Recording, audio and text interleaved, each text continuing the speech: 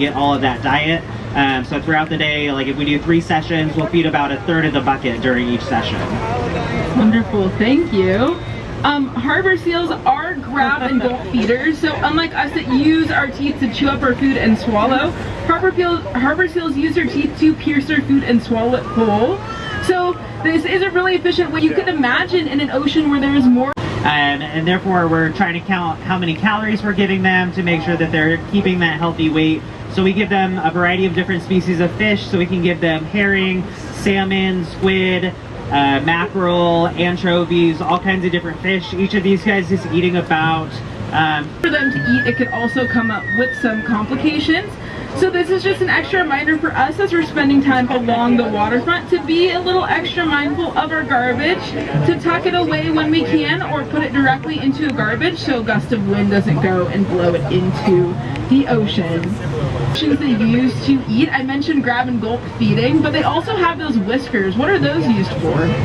You're right, they do have those whiskers on their face, so those are called vibrissae, and they're kind of like a cat's whisker, although they are... We'll be able to watch this feeding and see what kinds of training that they are up to today.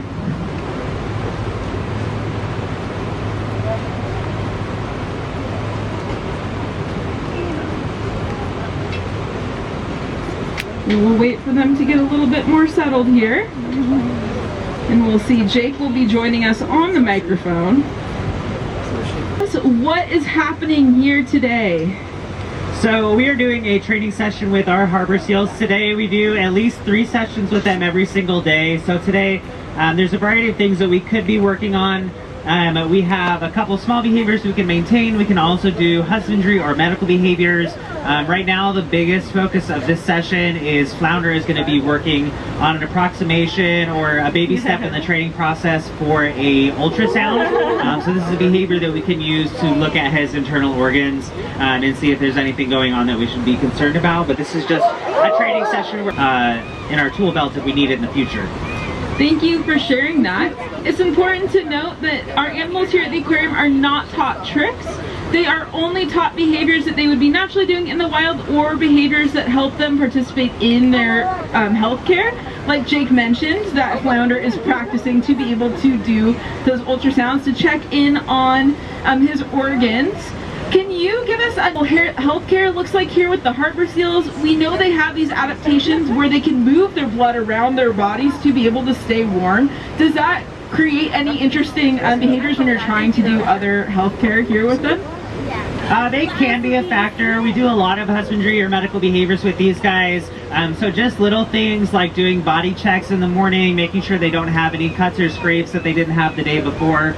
We can also look at their flippers. Sometimes if their flippers are warm, that's an indicator that they may have like a we can also take to make sure that they're nice and healthy.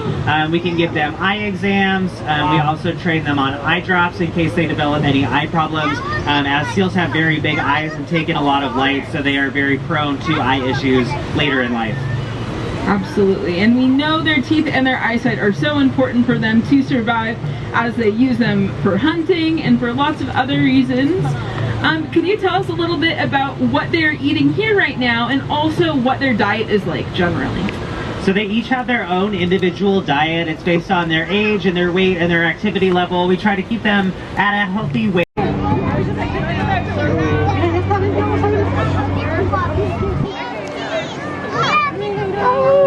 Se están abrazando, ¿no viste? Ah, sí. Mira, se están abrazando.